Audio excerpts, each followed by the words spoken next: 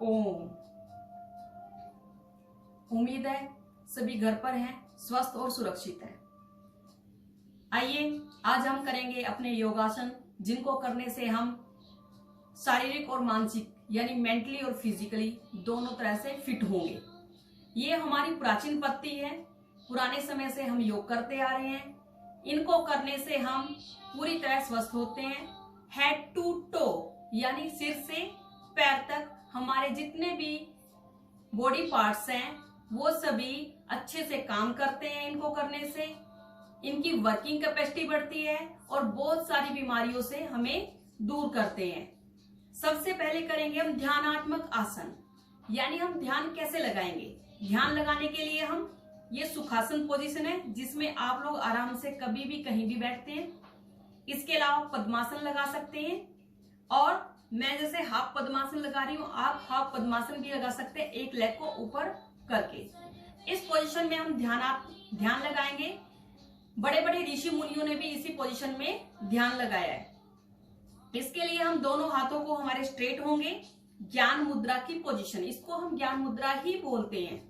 ये ज्ञान मुद्रा की पोजीशन में ऐसे बैठेंगे और अपनी आईज को, हम अपनी आंखों को बंद करेंगे। आंखों को बंद करके हमने अपने सेंटर पार्ट में कंसंट्रेट करना है यानी ध्यान लगाना है।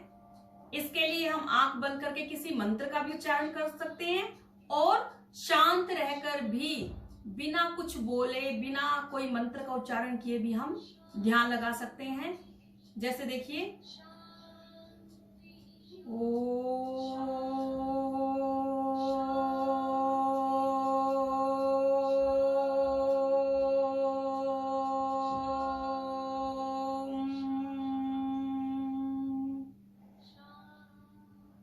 इस तरह से हम ध्यान कर सकते हैं। ये हम ध्यान करने से हमारी एकाग्रता बढ़ती है और आप लोग अच्छे से पढ़ पाते हैं। अब हम करेंगे प्राणायाम, यानी हम सांस लेंगे, जिससे हमारे लंग्स की कैपेसिटी बढ़ेगी। और हमने लंबे सांस लेनी है और कुछ सेकंड के लिए रोकनी है, फिर धीरे धीरे छोड़नी है। बिल्कुल एक आसान मेथड होगा आपके सामने प्राणायाम करने का। आप अपने पेरेंट्स की ऑब्जर्वेशन में ये आसन करेंगे। देखिए, पहले ही हम सेम उसी मुद्रा में, उसी पोजीशन में बैठेंगे, और प्राणायाम के लिए हम लंबे सांस लेंगे।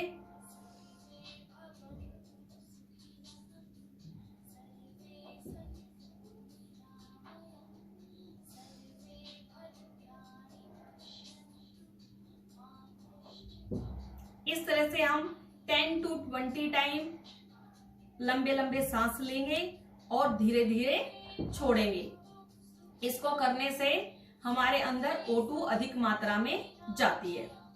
अब हम करेंगे कुछ ऐसे आसन जिनको करने से हमारे शरीर में फ्लेक्सिबिलिटी आती है, यानी ज्यादा लचक बढ़ती है, और उनको करने से हमारा जो फैट है वो रिड्यूस होता है।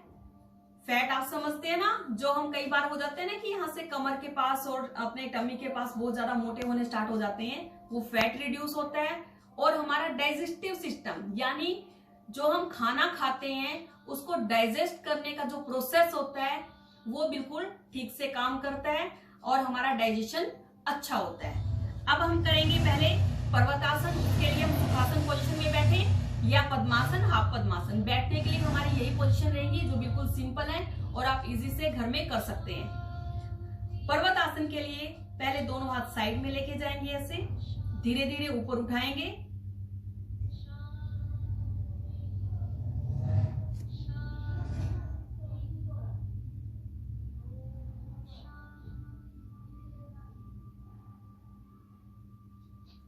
ये पर्वतासन है। इसको करने से हमारी आर्म्स की जो मसल्स होती हैं वो स्ट्रोंग होती हैं। अब हम करेंगे जानुशिरासन। कौन सा आसन? जानुशिरासन। इसके लिए हम अपनी दोनों लेग्स को स्प्रेड करेंगे, खोल लेंगे। हमने करना क्या है कि अपने फोरहेड को अपने नी के साथ टच करना है, ठीक है। और इसमें सबसे पहले हम अपनी एक लेग को फोल्ड करेंगे। हमने थाई के साथ लगाया, बिल्कुल ये फोल्ड है। और यहां से हम दोनों हाथों को सांस लेते ऊपर उठाएंगे और अपने आपको बेंड करेंगे और हमारी ये मसल्स यहां से स्ट्रेच होंगी। देखिए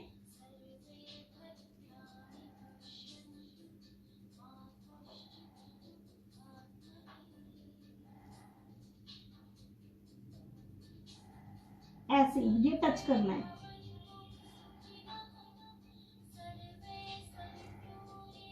अब हम सेकंड साइड करेंगे, क्योंकि कोई भी हमारी पोजीशन होती है वो दोनों साइड से करनी होती है हमें, और वो हमें ये नहीं कि हमने एक बार किया और छोड़ दिया, नहीं, हमने दोनों साइड से करना है। दोनों साइड का मसल्स हमारा तभी स्ट्रोंग होगा ना, अदरवाइज एक साइड को हो जाएगा।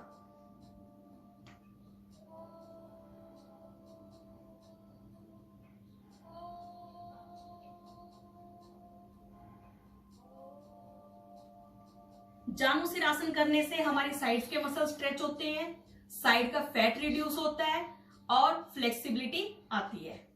अब हम करेंगे पश्चिमोत्तानासन। पश्चिमोत्तानासन के लिए हम अपनी दोनों लेग्स को आगे करेंगे, दोनों लेग्स आगे हम स्ट्रेच करेंगे, पूरी तरह हम मिला के दोनों पैर मिले होंगे। पश्चिमोत्तानासन के लिए हमने यहाँ पर भी अपने फोरहेड को अपने नी के साथ टच करने की कोशिश करनी है। हो सकता है स्टार्टिंग में आपसे ना हो, आप धीरे धीरे इसकी ऐसे प्रैक्टिस कर सकते हैं। आप 4 या 5 दिन इनकी ऐसे प्रैक्टिस करेंगे तो धीरे धीरे आपकी फ्लेक्सिबिलिटी बढ़ेगी और आप लगाना स्टार्ट करेंगे। इसका प्रॉपर प्रोसीजर देखिए, दोनों हाथ ऊपर उठाएंगे,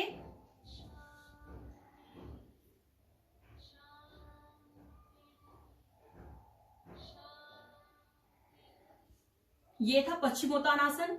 पश्चिमोत्तानासन करने से हमारे फैट रिड्यूस होता है, कहाँ कहाँ का, हमारे पेट का और हमारी कमर का, और इसके साथ फ्लेक्सिबिलिटी बढ़ती है हमारी रीढ़ की हड्डी में, हमारी बैकबोन में फ्लेक्सिबिलिटी आती है। ये आसन करने के बाद हम करेंगे बटरफ्लाई आसन। ये एक वार्म अप आसन भी है, आप इसको पहले भी कर सकते हैं, बाद में भी कभी भी कर सकते हैं। इससे हमारी थाइज की जो है मसल्स वो स्ट्रेच होती हैं। हम दोनों पैरों को जोड़ेंगे और सेंटर तक लाएंगे इनको, और दोनों को अच्छे से ज्वाइन कर हम इनको मूव करेंगे।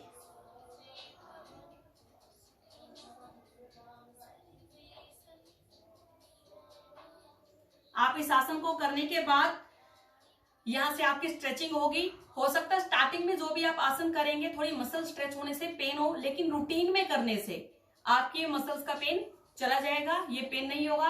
और जितने भी आसन है आपको कम से कम 30 सेकेंड करना चाहिए।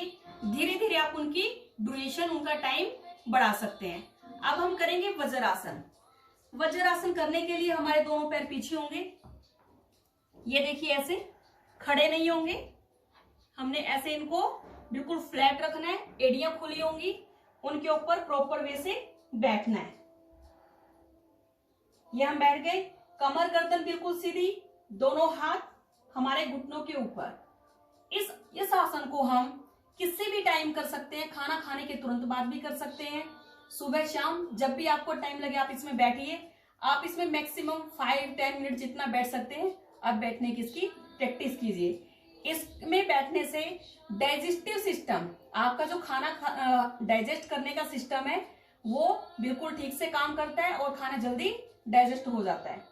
अब इसी पोजीशन में करेंगे हम शशांक आसन।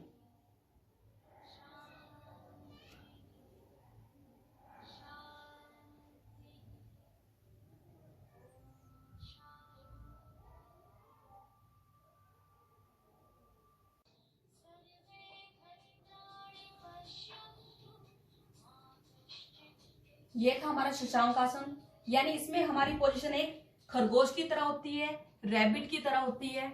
इस आसन को करने से हमारा जो डाइजेस्टिव सिस्टम है वो स्ट्रोंग होता है, हमारा जो उसकी मसल्स है हमारी स्टमक की स्ट्रोंग होती हैं, थाइस की मसल स्ट्रोंग होती हैं और हमारी फ्लेक्सिबिलिटी बढ़ती है। आपको ध्यान क्या रखना है, ये तो थे हमारे आज के योगासन। आप इनको अपने सबसे पहले पेरेंट्स की ऑब्जर्वेशन में करेंगे और इनके लिए कुछ चीजें हमें ध्यान में रखनी है। योगा हमें ऐसे ही नहीं करना है कि मैम की वीडियो देखी और आपने किया, नहीं, आपको इसके लिए कोई थोड़ी तैयारी करनी है। सबसे पहले योगासन सुबह और शाम के टाइम करनी चाहिए, क्योंकि इस टाइम जो हमारा इन्वायरमेंट होता है थोड़ा शांत होता है। शांत तो आजकल दिन में भी है, कोई पोल्यूशन नहीं है, लेकिन दिन के टाइम हम कुछ ना कुछ खाते रहते हैं, हमारे खाने और योगासन के बीच में कम से कम 2 घंटे का गैप होना चाहिए। हमें एक मैट बिछाना चाहिए, बिना मैट के हमें कभी योगा नहीं करना चाहिए। इसके अलावा हमें या तो स्ट्रेचेबल कपड़े हो हमारे, या फिर थोड़े लूज कपड़े पहनने चाहिए हमको करने के लिए। इसके साथ साथ आपको थोड़ा ध्यान रखना है अपने कुछ खाने पीने की चीजों का। आपको ज्यादातर पानी पीना है, हल्का गर्म पानी पीना है, और खाने की मात्रा थोड़ी कम रखनी है, यानी सॉलिड चीजें ज्यादा नहीं लेनी है। आपको हरी सब्जियां खानी है, आप दलिया खिचड़ी खा सकते हैं। आप हल्दी वाला दूध लीजिए, हल्दी वाला दूध पीने से आपकी जो हड्डी है, आपकी जो बोन्स है वो स्ट्रोंग होती हैं, उनमें कैल्शियम जाता है। कैल्शियम पता ना, कैल्शियम से स्ट्रोंग होती है हमारी बोन, तो वो हमारी स्ट्रोंग होंगी, हम फिट होंगे, फिजिकली और मेंटली फिट होंगे योगासन करने से। और आपने अपनी सामाजिक दूरी अब भी बनाए रखनी है, अपना डिस्टेंस मेंटेन करके रखना है, बाहर के लोगों से ज्यादा नहीं मिलना है, अपने घर में रहना है, स्वस्थ रहना है। धन्यवाद।